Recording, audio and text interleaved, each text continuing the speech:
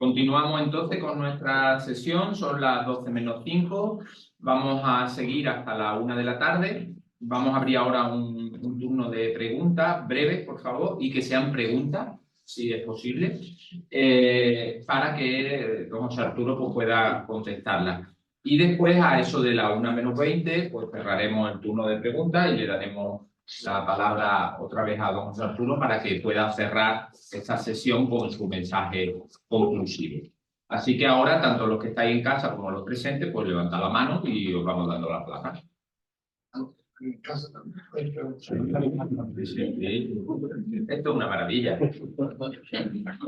A ver, ¿quién se anima? Yo voy a animarme la primera. Venga, Manolo, adelante.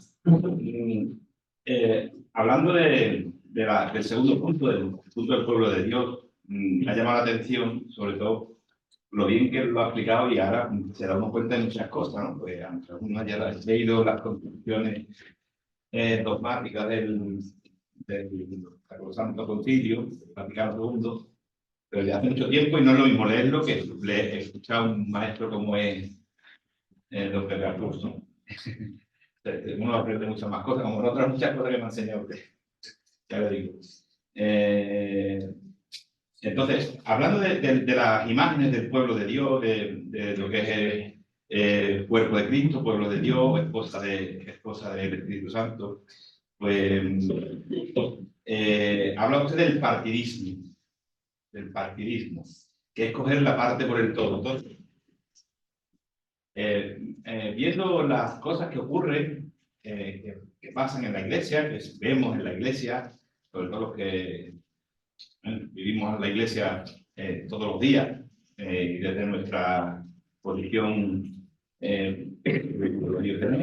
bueno, pues vemos que es eso lo que explica los problemas de disensiones actuales que hay dentro de la iglesia, disensiones de lo tradicional contra lo modernista.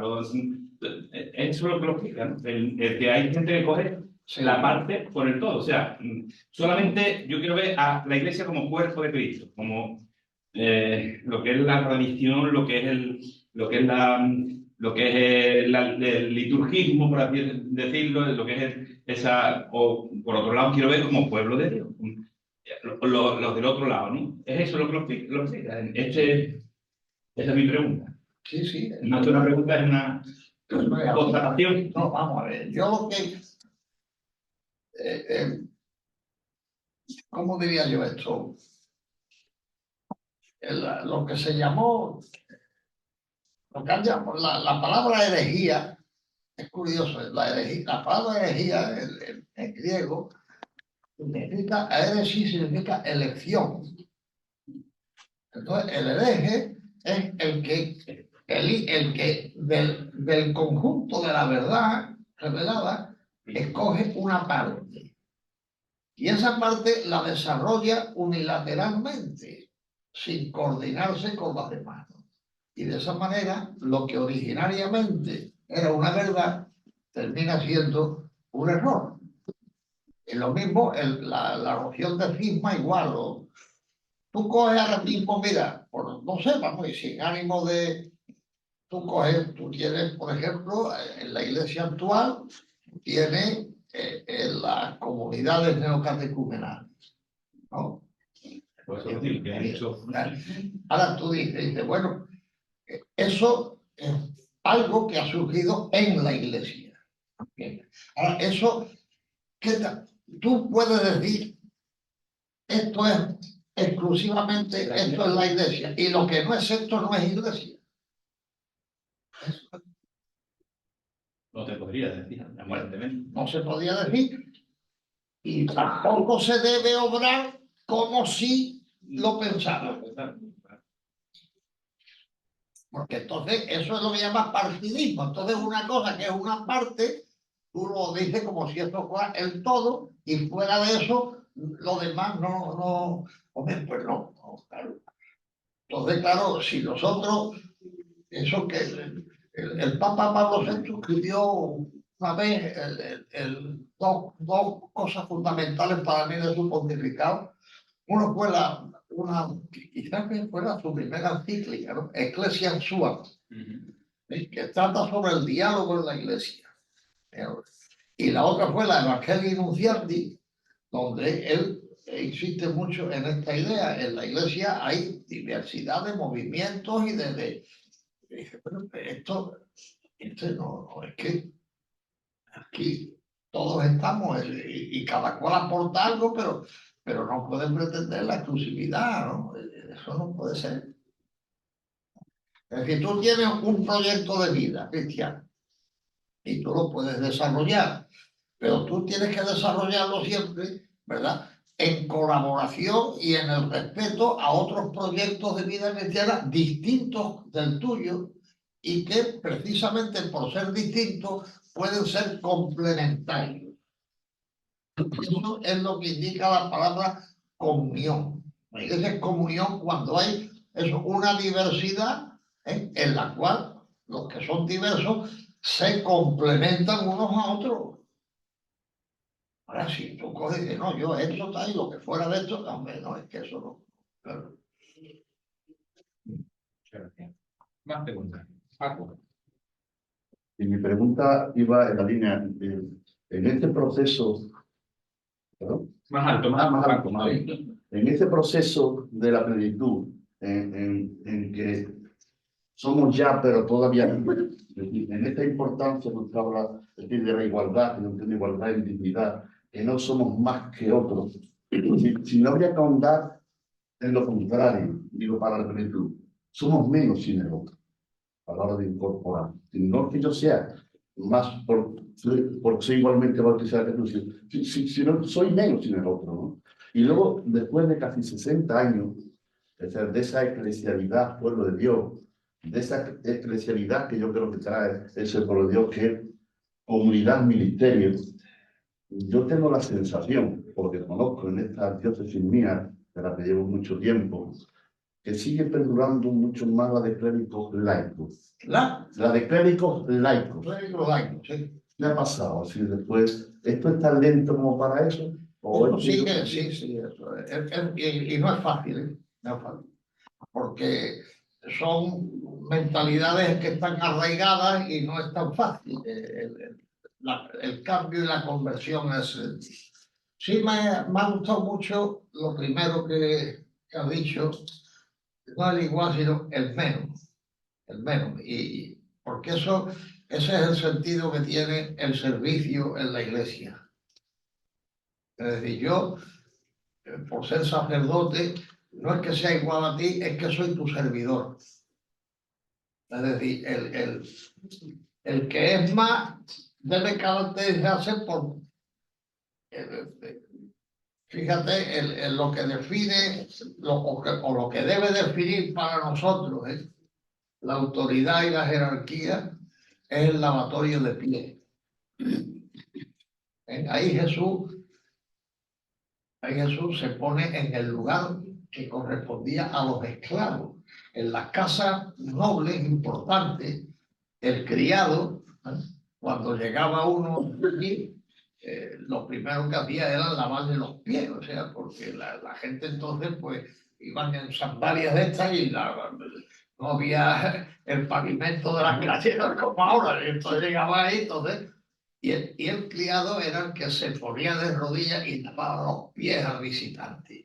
Jesús tomó esa imagen suya y eso, ahí es donde eso ha sido una observación muy buena la que ha hecho el mero, ¿no? El que, y él lo dice así a sus discípulos, dice el que quiera ser primero que sea el menor de todos, ¿no? El que se pone a los pies de todos, ¿no? Eso sí es muy importante que lo tengamos en cuenta, ¿eh? Eso sí es importantísimo eso. Es importantísimo eso. Y nosotros por eso, claro, es lavarle los pies, lavar los pies. Es el símbolo de lo que debe ser la autoridad en la iglesia. Es el lavar los pies. Y cuando nos lavemos los pies unos a otros, es cuando entonces entonces estamos de verdad. Entonces estaremos de verdad. Siempre que, por favor. Sí, quería preguntar cuando habla del concepto de pueblo de Dios, se entiende también que es pueblo de Dios los cristianos protestantes, los cristianos Sí, ortodoxos. porque tienen el bautismo. El bautismo, entonces hay grados de pertenencia, ¿no? El cristiano ortodoxo además tenemos con ellos una comunión son los mismos sacramentos. Con el protestantismo tenemos la comunidad de bautismo y de la escritura, ¿no? Por tanto, ellos también, eso forma parte del pueblo de Dios también. Y por tanto, entonces, el camino de salvación es el mismo, o es decir, el que es protestante y es fiel a su iglesia. Vamos, eso, fíjate, ¿por qué? En el protestantismo hay todo un conjunto de elementos que forman parte de la iglesia, es la palabra de Dios, es el bautismo, y esos son elementos de salvación. Elementos de salvación. Eso es importante. Fíjate que Juan Pablo II, en su encíclica sobre las misiones,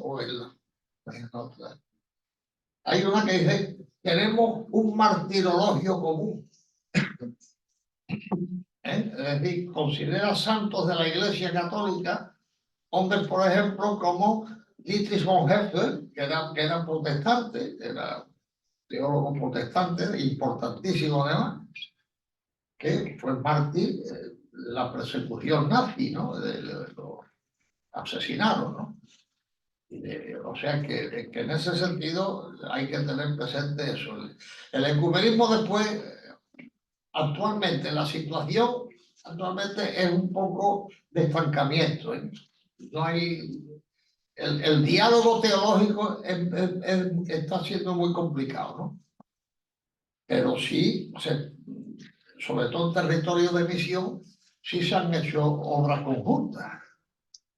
En África se ha hecho mucho entre iglesias católicas y protestantes, por ejemplo, una organización de servicio a los pobres, de Cáritas, ¿no?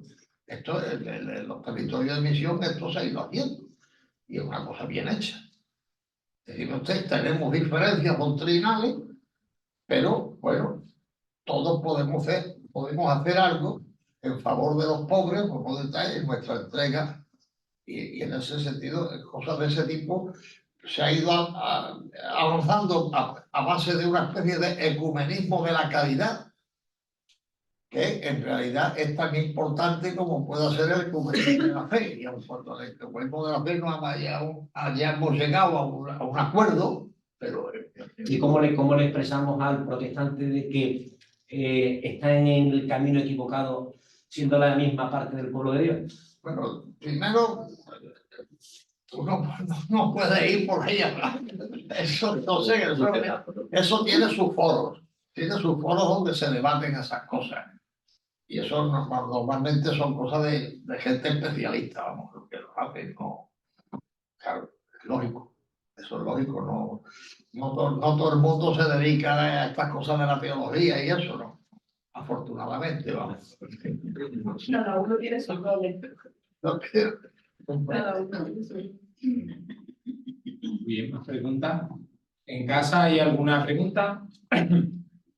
No, ahora no. De momento no. ¿Por aquí? Bien. Yo sí le quiero dar pie a que aborde tres asuntos que no han salido, que son capítulos de la Constitución y que no han salido todavía, como son la vocación universal a la santidad, el carácter escatológico de la Iglesia y el papel de la Virgen María, ¿no? Cuya incorporación al esquema de la Lumen Gentium pues tuvo también su polémica, ¿no? Por si quiere... Vamos, primero, hay uno que ha salido ya... Antes de que os metáis en este jaleo, digo hoy porque yo tengo clase ¿No me veis ahí? No, no te ven. Hola, estoy aquí. Me voy porque yo tengo clase. Darle las gracias a don José por esta charla tan bonita que nos ha dado sobre el tema de eclesiología. Tenemos el mejor profesor de eclesiología de toda Andalucía y de toda España. Vete a dar clase.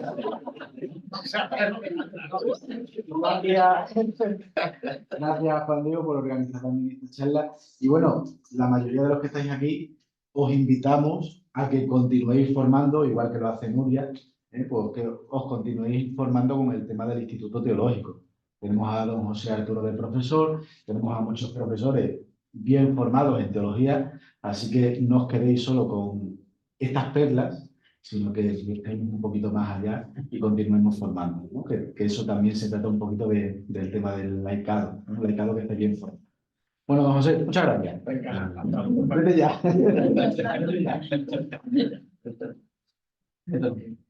Bien. Democracia universal, entendida, escatología y María. Bueno, vamos a ver lo de la escatología. Algo habíamos dicho ya. Sí, algo habíamos dicho. Lo que ya todavía no, eso es escatológico, ¿no? Eso también lo dice, por ejemplo, en la primera carta de San Juan. Dice, mirad qué amor nos ha tenido el Padre para que nos llamemos hijos de Dios, pues lo somos. Somos. Verbo tan presente ahí, lo somos. Dice, pero aún no se ha manifestado lo que seremos. Todo en nosotros siempre, la Iglesia se mueve en esa dinámica del ya, todavía no. No tenemos una Biblia por ahí. ¿Alguna? Hola. No es la del bolsillo, exactamente. Coge el Apocalipsis.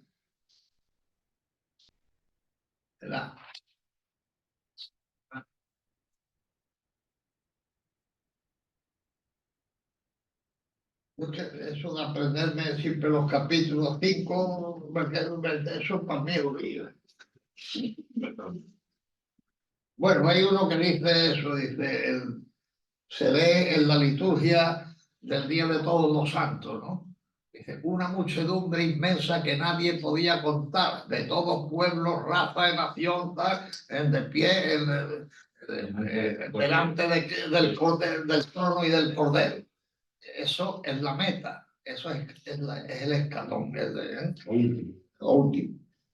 Nosotros, ese es el todavía no, estamos en el ya. Pero fíjate, esa es una dinámica que la tienes en todo. Por ejemplo, en San Pablo, el verbo resucitar lo conjuga en presente e incluso en pasado, en presente y en futuro. Él dice, cuando habla a los efesios, pues vosotros habéis resucitado con Cristo. Oiga, pero usted, si yo todavía no he muerto, ¿cómo? Y sin embargo, resucitaremos en el último día. Entonces, ¿qué quedamos? Pues eso quiere decir, habéis resucitado con Cristo, ¿por qué dice eso, Padre? Pues porque tú, aquí y ahora, mediante la fe y los sacramentos, participas de algún modo en la vida de Cristo glorioso, de Cristo resucitado. En la Eucaristía, los sacramentos significan eso, nuestra participación en la vida de Cristo resucitado. Pero esa participación todavía no es plena. Porque tu cuerpo está sometido todavía a la muerte, etcétera, y por tanto es una participación incoativa. Lo mismo ocurre con el don del Espíritu Santo. Nosotros hemos recibido el don del Espíritu Santo en el bautismo, y después en la confirmación, ¿no? Y después en la práctica diaria de los sacramentos, ¿no? Pero fíjate, San Pablo nos dice que hemos recibido el don del Espíritu en Arrabón, en arras.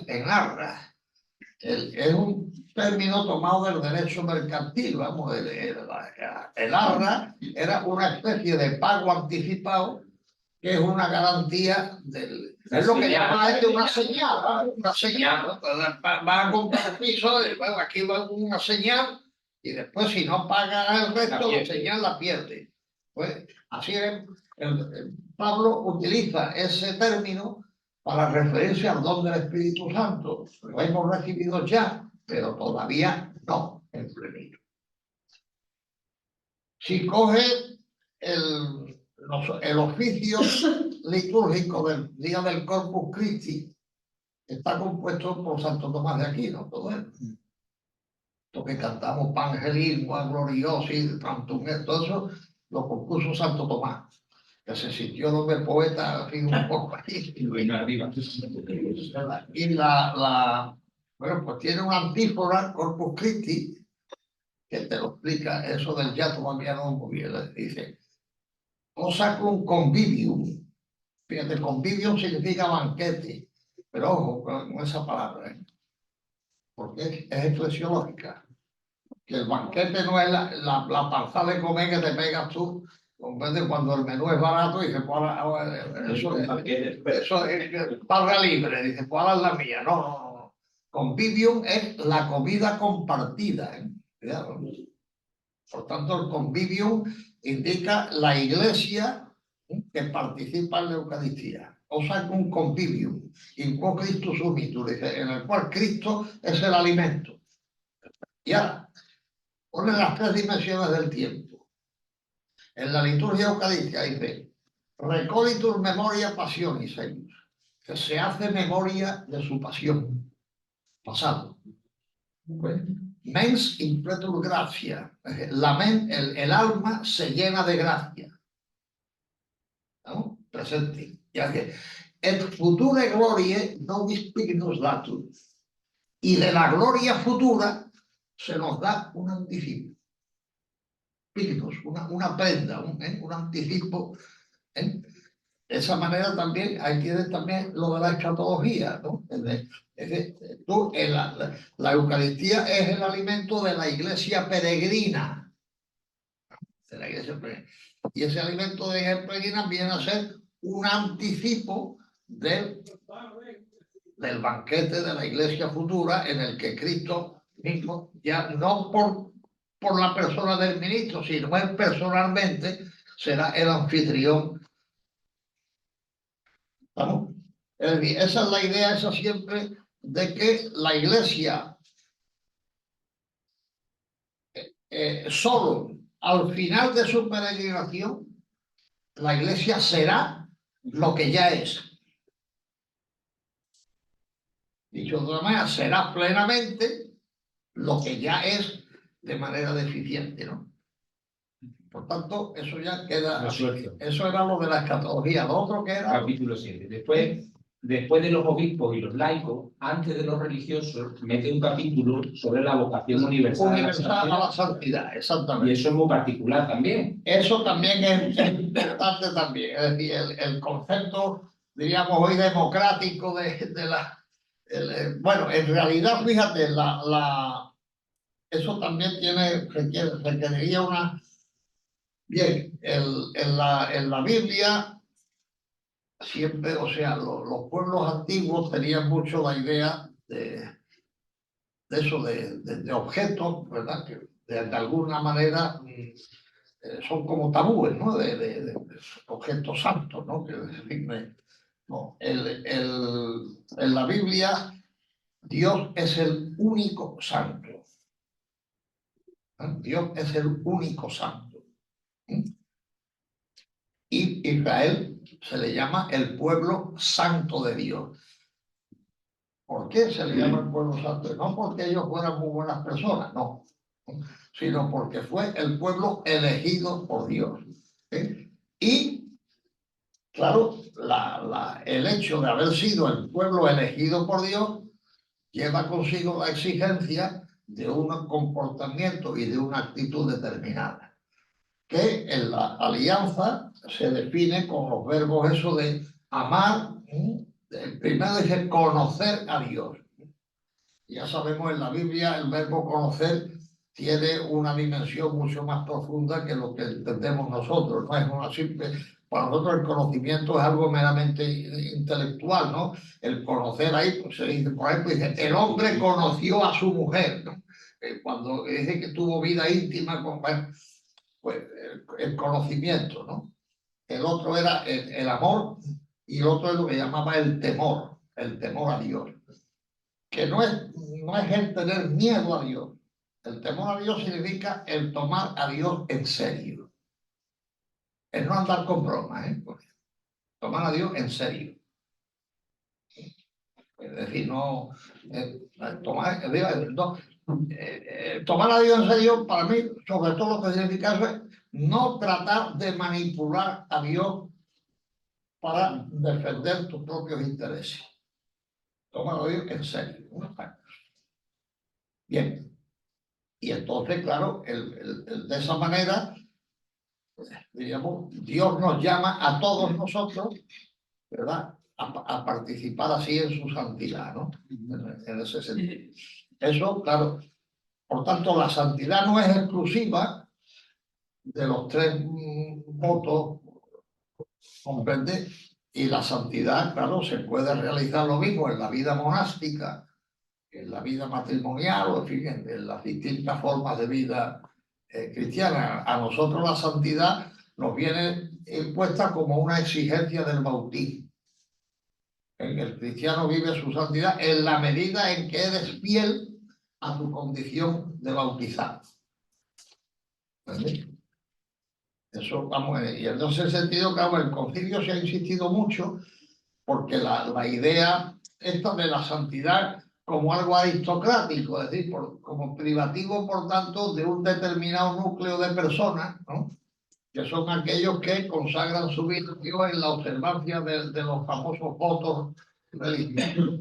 Después, claro, ya se ha ido ampliando, o sea, y se ha puesto la santidad como consecuencia del bautismo.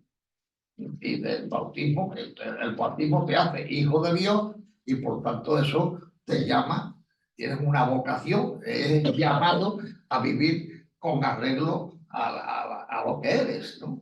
Vivir con arreglo a lo que eres. Y me parece que quedaba ya el tema de la Virgen, ¿no? Eso es. El tema de la Virgen fue motivo también porque había dos mariologías distintas, las dos perfectamente respetables, ¿no? O perfectamente respetables. Que bueno, si quieres, tienen su origen en el mismo Evangelio. En el Evangelio tú tienes el saludo cuando va María a la casa de la madre del Bautista. Ahí dice, Isabel, ¿no? ahí tiene lo que decimos en el Ave María, ¿no?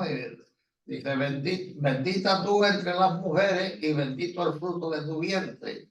El I ese es en realidad un kai en griego que tiene virtud causativa, ¿no? María es declarada bendita porque es bendito Entonces, ahí proponía una mariología basada en la relación de María con Cristo. Era una de las corrientes que estaban en el concilio. La otra corriente, que es la que triunfó, triunfó no del todo, porque se quiso hacer un arreglo entre las obras. La otra, venía la otra parte del saludo de Isabel, que como dice, dichosa tú que has creído. Ahí ya no se fija en la maternidad, sino en la condición de creyente.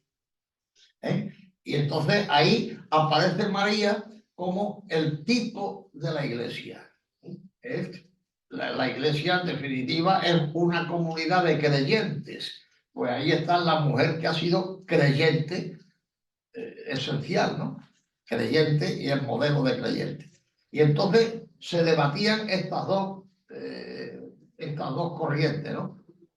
¿Qué hacemos una de María en relación, simplemente mirando todo lo que es la figura de María deriva de su posición como madre de Jesús? Y otro decía, no, el principio fundamental de la mariología es María como modelo y tipo de la iglesia. Estas fueron las dos corrientes. Si miras el título que pone ahí el concilio, verás que puede, verás que ¿Cómo te pones? Capítulo 8, la bienaventurada Virgen María, Madre de Dios, en el misterio de Cristo y de la Iglesia. O sea, ha unido las dos corrientes en el misterio de Cristo y de la Iglesia, ¿comprende? Ahí se trató de hacer una síntesis de las dos corrientes, ¿comprende? De forma que la corriente, la cristológica, claro, en ese sentido, diríamos, María es más iglesia que la iglesia.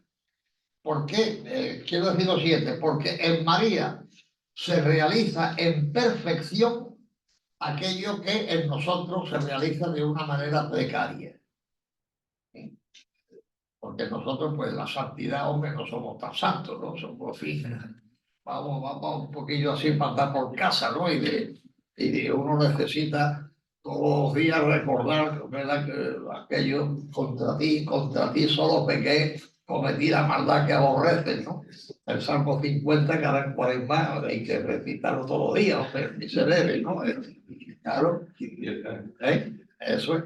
Y entonces esa fue la intención y aquello dio un debate un poco fuerte en el concilio y después se resolvió así bien y ya, por fin, porque vamos, eran dos corrientes, las dos son perfectamente legítimas, ¿eh?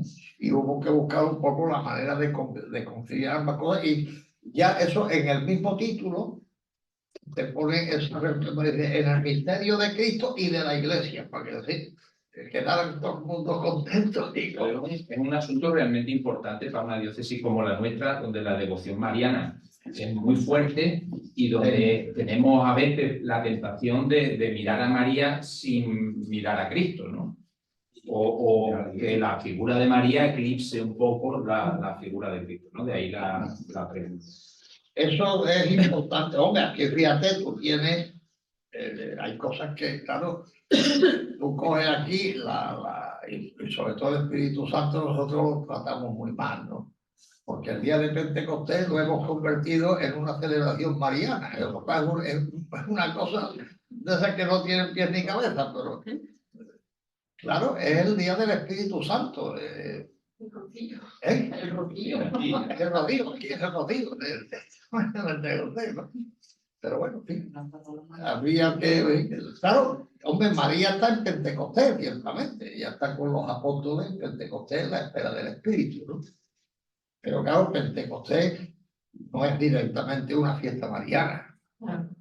Es una fiesta del Espíritu, la fiesta del Espíritu Santo, ¿no? Y eso, pues, en fin, convendría esas cosas, organizarlas un poco de manera que se respetara el sentido original, ¿no? De lo... Gente de Almonte, ¿Eh? Bueno, pero la gente de Almonte entiende. Aprovecho esto para hacer antes de darle la palabra final a don José Arturo para que cierre. Él quería hacer mención a uno de los aspectos de su guión que no ha abordado todavía, que es la recepción del concilio. Ahora nos dirá unas palabras sobre eso, es muy importante. Y aprovecho también para, en este sentido, recordar que en el resto de la Iglesia española se celebra el Día del Apostolado Seglar, el Día de los Laicos, del Apostolado de los Laicos se celebra en Pentecostés, que es cuando teológicamente procede. Aquí, por motivos pastorales, no lo hacemos el día de Pentecostés. ¿Por qué? Porque esa devoción mariana que puede, se lleva todas las puertas hacia el rocío, ¿no? Y está muy bien que así sea. Entonces, don Santiago, nuestro obispo, invita a través de mí a que celebremos juntos el Día del Apostolado de los Laicos y de la Acción Católica el día 13 de abril. Así que os pido, por favor, que lo difundáis a bombo y platillo, porque el 13 de abril, sábado, nos veremos en esta casa, en el Seminario Diocesano, para recibir un abrazo de nuestro obispo, recibir su envío y ponernos en marcha en lo que la Lumen Gentium nos marca como misión, que es participar de la dignidad de bautizado haciendo lo que el Señor quiere de su iglesia, que es ir y anunciar el Evangelio. Dicho esto, pues le doy la palabra a don José Arturo para que cierre. Si quisiera también decir unas palabras sobre el problema de la recepción del concilio. No, mire, un concilio tiene siempre tres fases. Hay una fase, digamos, de preparación, después viene la celebración del concilio y después está el problema de la recepción. Esa fase es muy complicada, ¿sí? No es fácil, es problemática casi siempre. ¿Qué se entiende por recepción?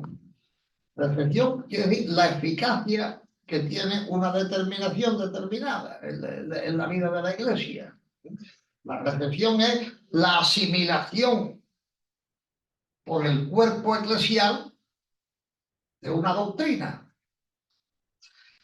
Ojo, no se trata de que la doctrina sea verdadera o infalible, se trata de la vigencia que tiene esa doctrina. O sea, de si esa doctrina se ha asimilado y ha tenido significación, ha tenido vigencia en la vida de los cristianos. Eso es lo que se llama la recepción. Es lo mismo que pasa en los alimentos, es decir, cuando tú comes, asimilas eso y eso tiene un efecto en tu cuerpo y te da fortaleza, te da... O por el contrario, te provoca una indigestión y te vuelves loco, ¿no? Pues bien, cuidado con esto. En la Iglesia, en la historia de la Iglesia, ha habido algún que otro concilio, pues el concilio V de Letrán. Eso siempre se despacha diciendo fue celebrado en vano. Es que lo que se dijo allí no era verdad, pero no, bueno, no ha tenido ninguna vigencia, no ha tenido ninguna repercusión, no ha sido recibido en la vida. Eso es lo que se llama recepción en un concilio. Eso siempre, esa recepción suele ser problemática siempre. Pero fíjate, en el Concilio Vaticano II parecía en principio que esto sería, porque un concilio que no había condenado a nadie. Su mirada hacia el mundo había sido una mirada de eso que llama ahora de empatía, de sintonizar con el mundo moderno, tal. Y así fue, ¿no? Y sin embargo, cuando, te voy a poner alguna fecha, el concilio se clausura el 8 de diciembre de 1965, ¿no? Pues muy poco tiempo después, el año 1972, del 65 al 72, ahí decía Pablo VI, el humo de Satanás ha entrado en la Iglesia. Dice, es algo preternatural venido al mundo para sofocar los frutos del concilio y para impedir que la Iglesia prorrumpiese en un himno de alegría por haberle adquirido la plenitud de su conciencia sobre sí mismo. Juan XXIII esperaba del concilio que fuera un nuevo Pentecostés. Al segundo, ¿qué ha pasado ahí? La recepción de un concilio nunca ha sido fácil. Y el Concilio Vaticano II trajo inmediatamente una cosa para mí decisiva, ¿no? La desmesura en la polémica. Entonces, todo se ponía en discusión. Todo. Algo que era una interpretación abusiva del concilio. El concilio no había sido hecho. Y se puso todo en discusión y esto parecía un campo de agramante donde no hay ninguna certeza, donde todo es discutible, de forma que se organizaron, podemos distinguir dos corrientes fundamentales. Uno, que consideraron el concilio como una especie de desviación doctrinal y propugnaban, es decir, como si el concilio hubiera sido infiel a la tradición de concilios anteriores, como el Vaticano I, el Concilio de Trento, etcétera, ¿no? Y por otro lado, había otros ahí que hablaban aquí del concilio que fuera una especie de paso para un Vaticano III y para una especie de concilio permanente, pero en el cual no había nunca una doctrina estable, sino un continuo cambio de opinión, ¿no? Claro, aquello fue una polémica que ha hecho muchísimo daño. Como además vivíamos en una época en que esta polémica entró en el periodismo y en los medios de comunicación sociales y llegó a la gente de una manera muy simplificada y sembró el desconcierto entre muchas personas, ¿no? Esto causó un grave daño al prestigio del Concilio Vaticano II. Y esto aquí, los profesores, todos en seminarios, en las facultades, pues en esto tenemos la obligación de ir eliminando todo este tipo de cuestiones y centrarnos en la letra del concilio. Dice, hombre, es que hay una letra y un espíritu, sí, pero el espíritu que hay es el que se deduce de la letra. Porque lo que es también coger un trocito de aquí, eliminar del otro, eso ya no es el texto del concilio. Eso ya no es el texto del concilio. Por otra parte, como digo, la recepción de un concilio siempre ha sido problemática. Mira, vamos a celebrar muy pronto el aniversario del primero de los concilios que hubo, el concilio de Nicea. Ese fue el primero. Bueno, pues voy a ver, como curiosidad, ¿no? Esto, porque lo he tomado yo de un libro de Ratzinger que tenía mucha erudición patrística y de conocimiento de la historia. Como el gran historiador de la época, que era Eusebio de Cesarea, cómo habla él del concilio de Nicea, que lo convoca el emperador, y dice, estaban reunidos los primeros siervos de Dios de todas las iglesias de Europa, África y Asia, y una misma iglesia universal por la gracia de Dios abrazaba a sirios, cilicios, fenicios, árabes y palestinos. Había además egipcios, tebanos, africanos y mesopotámicos. Incluso un obispo persa estaba presente en aquel sínodo. No faltaba tampoco en el coro un escita. Ponto y Galacia, Capadocia y Asiria, Frigia y Panfilia enviaron a los hombres más distinguidos. Acudieron también tracios y macedonios, aqueos y epirotas, y gentes que vivían aún más lejos, incluso un español, aquel tan famoso, se refería a Ocio de Córdoba, ¿no? Era uno de los numerosos participantes en la asamblea. Vita Constantini, Eusebio de Cesarea fue biógrafo de Constantino y gran admirador, por otra parte, de Constantino, el emperador. Bueno, eso fue uno. Pues el concilio de Nicea no trajo la paz a la iglesia. Al contrario, después del concilio las discusiones fueron tremendas entre unos grupos y otros. Hubo un hombre fundamental ahí, en la figura de Atanasio. Atanasio de Alejandría es el tal. Sí.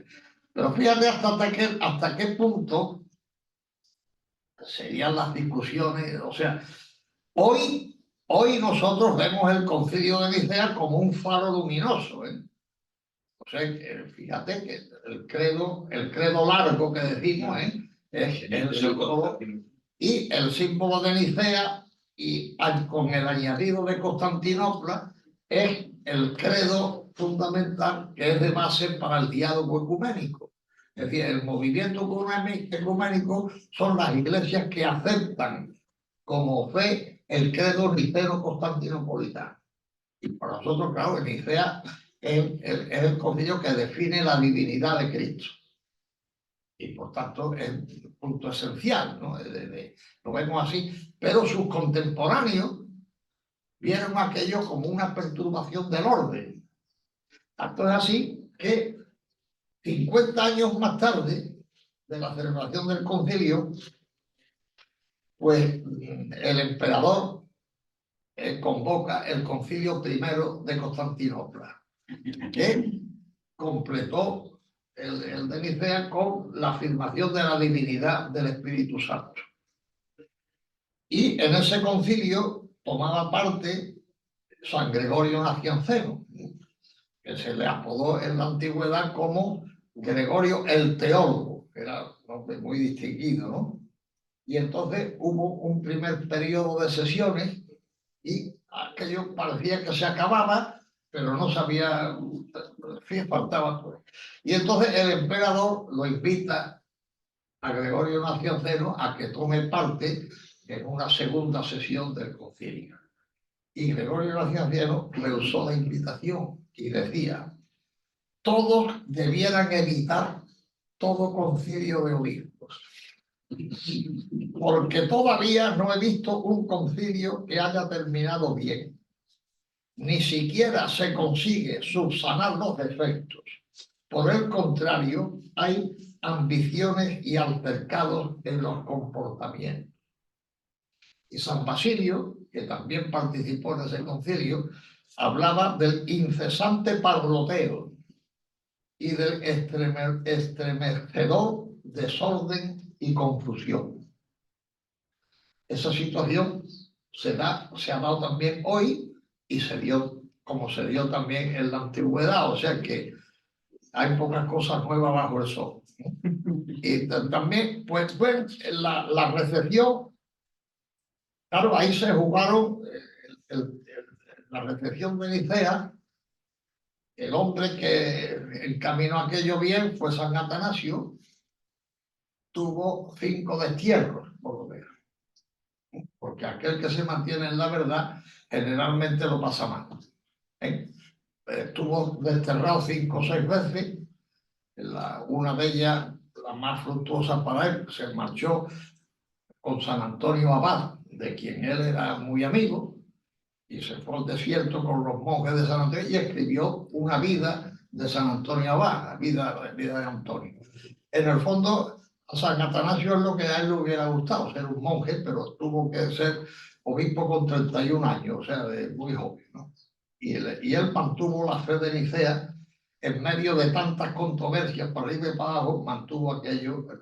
También en la iglesia de hoy, y después del concilio, pues hacen falta también estos atanasios, ¿verdad? Que en medio de las confusiones y de las polémicas pongan un poco de buen sentido, de luz y de claridad en las cosas, ¿no?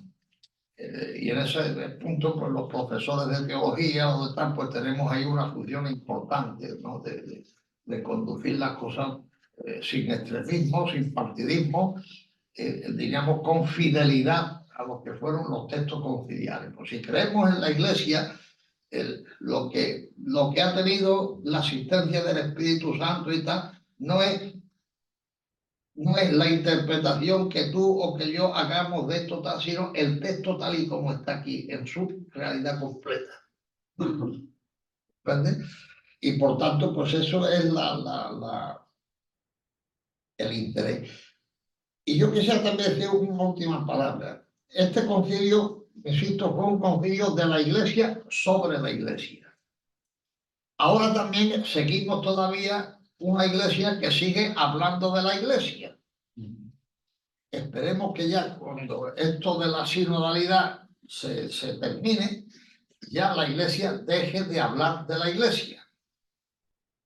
Porque, en definitiva, la Iglesia no existe para hablar de la Iglesia. La Iglesia tiene que hablar más de Dios y menos de nosotros. La Iglesia tiene que hablar más y las cosas hubieran ido o irían siempre mejor si nosotros nos metemos bien grabados en la cabeza eso que decimos cuando celebramos la misa. Creo en un solo Señor Jesucristo. Engendrado, no creado, de la misma sustancia que eso. La Iglesia está para anunciar a Jesucristo, para anunciar. Bueno, hay momentos, sí, hay que organizarse, hay que decir qué es la Iglesia y para qué sirve la Iglesia. Pero bueno, bien, se dice y ya, vamos a dejarlo ya tranquilo. Y ahora vamos a hablar más de Dios, porque ese es el gran drama, el gran drama moderno. Estamos en una sociedad, eso es la reedición de Babel, en una sociedad que organiza su vida al margen de Dios, como si Dios no existiera. como si Dios no existiera. Ya el hombre no le interesa ser hijo de Dios, dice, eso a quién le interesa. Con ser hombre ya es bastante. El problema es que cuando uno renuncia a eso, también renuncia uno a ser hombre. También renuncia uno a ser hombre, ¿verdad? Y entonces llega un momento en que uno no sabe, ¿verdad? Si el que si como hombre eres algo más que un conjunto de células ahí, y entonces que sí, un ordenador, eres un ordenador, pero no sabemos entonces si da lo mismo matar a un tío que tirar un ordenador por la ventana cuando uno se cabrea con el Google o con no sé cuánto, y el ordenador lo tira por la ventana porque ha hartado de algo. Pues eso, o sea, necesitamos hablar más de Dios. Hay que hablar mucho más de Dios. Eso es mucho más importante. Necesitamos más hablar de Dios. Y hablar de Dios y de Jesucristo, ¿verdad? Y entonces la Iglesia tiene que llegar a un momento ya en que ya la recepción del concilio ya se asimile vitalmente, tengamos eso, una conciencia clara de lo que somos, ¿no? Y punto. Y punto. Y ya dedicarnos al objeto de la misión, a anunciar el reino de Dios, a anunciar a Jesucristo, hablar de Dios, hablar de Dios. Esto es lo que yo quisiera decir. No olvidemos eso, la Iglesia, sí, la Iglesia puede ser muy importante, sin duda, sin duda. Pero la Iglesia siempre en función de la salvación viene de Dios. Nuestra fe es fe en Dios. Y la Iglesia está ocasionalmente ha tenido que hablar de sí misma, ¿no? Pero no puede ser eso no puede ser el lenguaje continuo de la Iglesia. Que estemos siempre hablando de nosotros mismos, de cómo tenemos que organizarnos, de que sí. ¿No?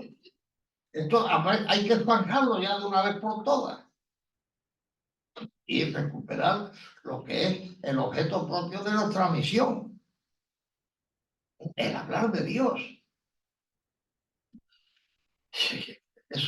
Y eso yo creo que es importante ya que todo esto ya a ver si acaba de una puñetera vez, porque ya hemos tenido al final segundo, hemos hablado de la Constitución Lumen Gentium. Bueno, pues ahora vamos a dedicarnos a hablar de Dios y a hablar de Cristo y a conocer bien los evangelios.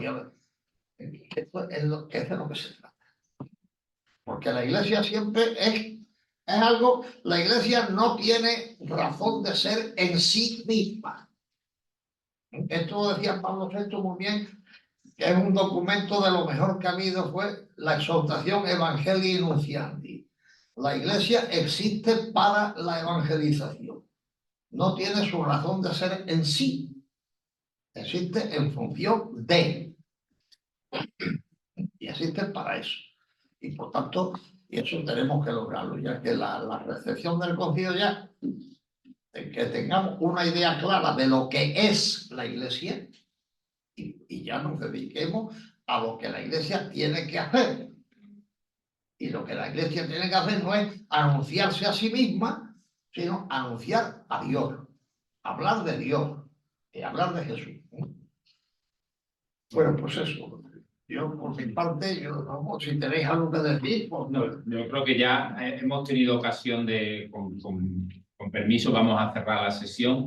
Agradeciéndole a don José Arturo su presencia aquí. Para mí, desde luego, ha sido una maravilla poder escucharle y bueno, yo les agradezco también a todos la atención que han prestado. Algunos, por ejemplo, Nuria después me aguanta también, aguanta 2 veces. Y el Señor se lo tendrá en cuenta. Y también, pues, un saludo muy afectuoso a las personas que nos han seguido a través de los medios, esta cosa que yo no sé si es cosa de brujería diabólica. No, de hecho es una suerte que hayamos podido grabar la sesión porque, Héctor, si no te importa abrir un poquito el foco, Es un testimonio audiovisual que va a quedar del magisterio de don José Arturo para la diócesis de Huelva, para la iglesia entera. Y además en sus últimas palabras ha puesto el foco hacia lo que va a ser nuestra próxima sesión. De las 4 constituciones, como él ha explicado muy bien, la Gaudium et Spes es la que va a seguir en nuestro orden y es una constitución eminentemente antropológica y que mira al hombre en el mundo. Entonces, tenemos aquí a una de las que va a ser las ponentes de esa sesión, que es la profesora doctora Nuria Toledano. Vendrá también el doctor Miguel García Baró, que ha estado muchos años en la Pontificia de Comillas, y ellos dos nos van a ayudar un poco a leer ese texto en la perspectiva en la que los laicos estamos llamados a hacer lo que nos acaba de decir don José Arturo, poner en marcha la misión ad extra, hacia afuera de la Iglesia. Cuando los laicos nos ponemos a mirar para dentro de la Iglesia, corremos un grave riesgo de clericalizarnos, y eso el Papa ya nos está advirtiendo que no. Nos miramos el ombligo. Eso es. Pues miremos para afuera. Pues muchas gracias a todos y hasta la próxima.